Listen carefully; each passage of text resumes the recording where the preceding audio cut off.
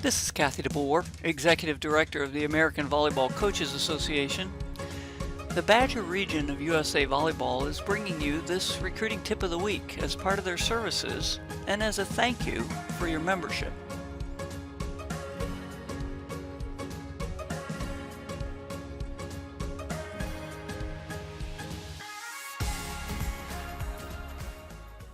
Email is definitely a great way. Definitely proofread it, please, to make sure that you have the right coach's name, the right college's name. We think that's very important. A well-structured email tells us a lot about you as a person. For me, like email is always the best way. So just reaching out, obviously having a highlight film and making contact that way, giving us opportunity, obviously, to go watch them play in person, which is not the case currently, but email is generally the best way for me to start. We love to have film, but also your coach's contacts, I think, is very important as well. So being able to get us in contact with your coaches too, just so we can have a little bit more information to work with. Definitely GPAs. Make sure you add the GPAs in there too. We want to know how you're doing in high school.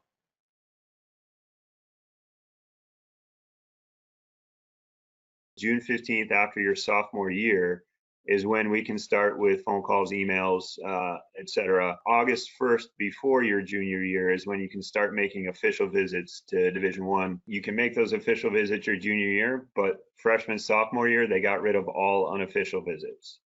So even if you come to my campus and you're a sophomore and you say, hey, coach, can I stop by your office and say hello? I have to tell you no. As soon as you are enrolled your fall term freshman year of high school, we can have electronical communications with you. We can host you guys for unofficial visits. We cannot talk with you off campus at a recruiting event until you guys are a junior. Once you take your first class of junior year, that's when we can start talking to you off campus. But we can host you for one official visit after January 1st of your junior year. I mean, NAI, we don't have a lot of those rules and restrictions. I think it's because we're a lot of really small private institutions. So for us, like, you can come up and talk to us at any time. But yeah, parents are allowed to approach us, athletes are allowed to approach us as long as they're high school age. So we're looking for the student athletes that want to do the best that they can academically, and then that tends to correlate onto the court for us. Spend a lot of time getting to know the kid, the family, just a lot about them and who they are as a person to make sure that they're a good fit with our program. Obviously, we want, really good athletes, but more importantly, we want strong character students. Volleyball aside, we need to make sure that we're getting a good quality character guy first. If I'm walking through a gym and you can do something that I can't coach you to do, that's interesting for me. But if you're the best player on the team, what are you doing to make the other guys on the court better players? How do you interact with your teammates? I'm really trying to get to know that person behind the athlete. With the social media stuff, be aware of what you're doing and who can see it, because we can all see it, and we will probably check it out at some point. I've walked by courts and I've seen guys that we really liked and their coaches talking and they look disengaged, or they're looking the other direction, or they're having side conversations not related to volleyball. Those are kids that we're not interested in. We want someone that we know is going to come into our gym and fit into our culture and is also going to be a respectful young man. But something to keep in mind when you're putting together your recruiting videos and your highlight tapes is the music choices they played in the highlight video. We don't want profanity on there. The on-court demeanor matters a lot. It's a sport, so you're going to have your hothead moments. As long as they're not happening often. If I have to have a phone call with you where I do all the talking, that's not great for me. It shows kind of a lack of interest. Be prepared for those communications. If you have a call scheduled with a coach, maybe know something about their university or their background. The first one that you're going to send to me should be in the first 30 seconds, something that makes me go, okay, you got my attention. So maybe your best plays, whatever you think your best attribute is, put it front and center first. I would have maybe full games prepared, and maybe have even full matches prepared where you feel like it was a good competitive match.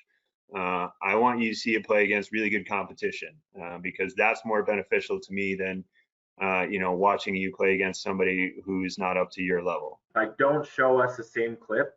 We get a lot of film where the hitter hits every single ball across court. or the setters, every single ball is a perfect pass or a free ball transition. So we want to see the game. Like, we want to see what you can do. How do you better the ball? How do you make the play better? How hard are you working to get in the right position? We want to see your top 10 in that initial video. We want to go, wow, we want this kid. We're all at 4.5 scholarships for the entire roster. So in any given year, you can expect teams to have, usually between like 75% to 1.5 scholarships available to recruit with. Now that can obviously vary depending on where your roster is weighted. Full scholarships are very rare, but you can combine your academic aid with your athletic aid. So sometimes those student athletes have some financial resources through the academic avenues.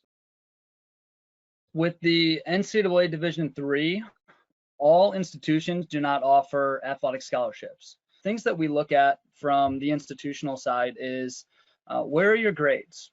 What were your high school transcripts like? The Division III is more focused on the academic side and the internship and business side and what you're going to do after you graduate. So every school is a little bit differently, and it just depends on how your system's set up. So I have a few guys with full ride scholarships. A lot of guys are paying around half tuition at our institution, but don't expect a full scholarship. I mean, it's incredibly rare. There's two things you can't teach: height and athleticism. So that's something that we definitely look at across every level that coaches volleyball is how tall are you? How athletic are you? But then there's a lot of the IQ factor. Height is not a big thing as long as you have that instinct and that nose for the ball. So you got to have a great serve, a good variety. You got to be able to help your team out from behind the end line. Controlling an attacker is important. Play defense like crazy. Dig everything that comes your way, and then you can, if coaches are comparing you to a 6'4", 6'5" guy who doesn't do all of those things, then you're more likely to come off well in that scenario. I've had a lot of athletes that use outside recruiting services to contact me. Whether you just send me a YouTube link or that service, either way is fine. I can't say that I spend a lot of time using it. I just rely a lot on athletes contacting us or kids that we see within competition. We use recruiting services.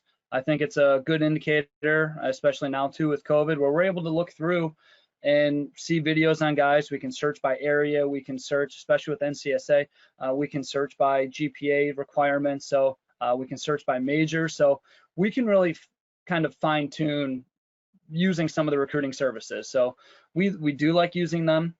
We're also a fan of just getting raw footage from you or a couple highlights without using the recruiting service. I'll watch it and I'll take communication through those vendors, but I don't usually go out to those vendors to kind of search their database for different recruits.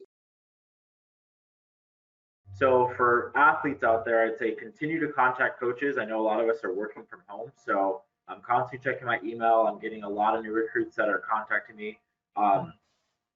Don't be afraid to follow up. I mean, that's another thing is I am usually pretty good if I'm interested in getting back up to that kid right away, but it is kind of a different time right now. So some things get lost in the shuffle and it doesn't necessarily mean I'm not interested. Follow through. If you schedule an appointment to have a Zoom call with me, to have a phone call, make sure that you actually show up at that time.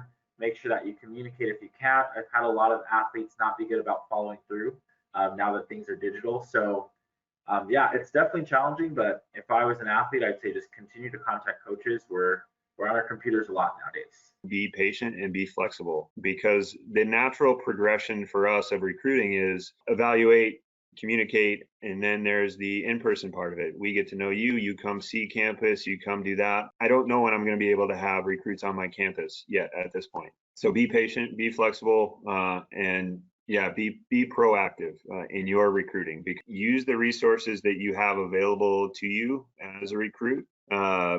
Club directors that have relationships with coaches. Some of the clubs have coaches that are playing in college. Maybe there's a graduate from your high school who got recruited last year and has experiences. Don't be afraid to reach out to those people and have conversations with, kind of what they learned in their process. And it can be sometimes beneficial or useful in your process. That's our recruiting tip of the week. Thanks for your membership in the Badger region.